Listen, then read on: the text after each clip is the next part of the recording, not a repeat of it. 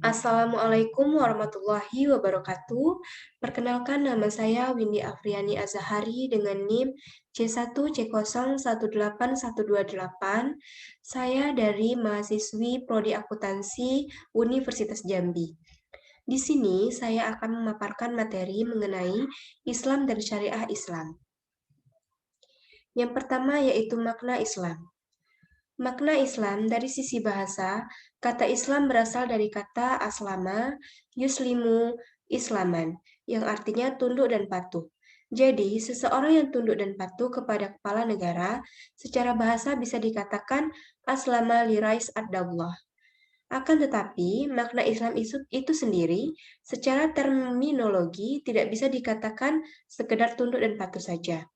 Istilah tersebut telah menjadi istilah khusus dalam khazanah kosakata dasar Islam. Selanjutnya yaitu dasar-dasar ajaran Islam. Dasar-dasar ajaran Islam sebagai pedoman hidup dan berkehidupan yang dikeluarkan langsung oleh pemegang otoritas tunggal yaitu Allah Subhanahu wa taala. Mencakup 3 aspek yaitu akidah. Akidah berkedudukan dalam Islam sangat penting. Islam tidak dapat berdiri jika tanpa akidah. Yang kedua yaitu syariah. Syariah dari sisi terminologi, syariah bermakna pokok-pokok aturan hukum yang digariskan oleh Allah Subhanahu wa taala. Yang terakhir yaitu akhlak. Akhlak sering juga disebut sebagai ihsan, yang artinya baik. Nah, dari 3 aspek tersebut, salah satunya tidak akan bisa terpisah karena dia saling berkaitan. Selanjutnya yaitu hukum Islam. Hukum Islam secara istilah disebut juga sebagai hukum syara. Adalah hukum Allah yang mengatur perbuatan manusia yang di dalamnya mengandung tuntunan untuk dikerjakan atau ditinggalkan atau pilihan antara dikerjakan atau ditinggalkan oleh para mukallaf. Hukum syara hanya bisa diambil dari sumber-sumber hukum Islam, yaitu sunnah, Al-Quran, ijma, dan qiyas. Hukum atau norma yang tidak diambil dari sumber-sumber tadi tidak disebut sebagai hukum syara.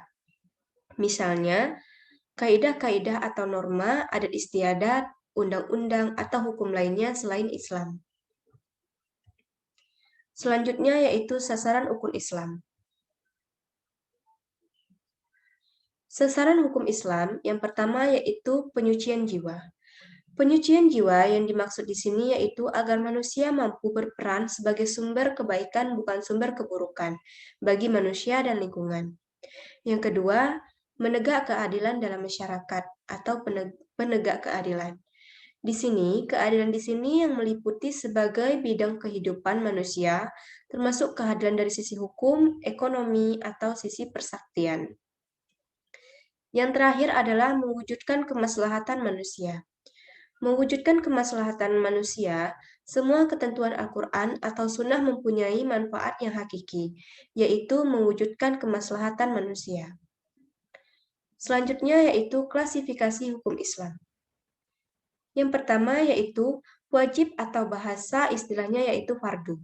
Wajib adalah hukum amalan yang dibebankan kepada mukallaf apabila dikerjakan ia mendapat pahala dan apabila dikerjakan ia mendapat dosa. Yang kedua haram. Haram adalah hukum amalan yang dibebankan kepada mukallaf apabila dikerjakan ia mendapat dosa dan apabila ditinggalkan ia mendapat pahala. Selanjutnya yaitu sunnah. Sunnah adalah hukum amalan yang dibebankan kepada mukallaf apabila dikerjakan ia mendapat dosa, mendapat pahala, atau apabila dikerjakan, ditinggalkan, saya ulangi, sunnah. Sunnah adalah hukum amalan yang dibebankan kepada mukallaf apabila dikerjakan ia mendapat pahala dan apabila ditinggalkan ia tidak mendapat dosa. Selanjutnya yaitu makruh. Makruh adalah hukum amalan yang dibebankan kepada mukallaf apabila dikerjakan ia tidak mendapat dosa dan apabila ditinggalkan ia mendapat pahala. Terakhir yaitu mubah. Mubah adalah hukum amalan yang dibebankan kepada mukallaf apabila dikerjakan atau meninggalkan tidak mendapat pahala maupun dosa. Selanjutnya atau yang terakhir yaitu tujuan syariah. Tujuan syariah terbagi menjadi 5, yaitu memelihara harta, memelihara akal, memelihara keturunan, memelihara jiwa, dan memelihara agama. Sekian presentasi dari saya. Saya akhiri. Wassalamualaikum warahmatullahi wabarakatuh. Bye-bye.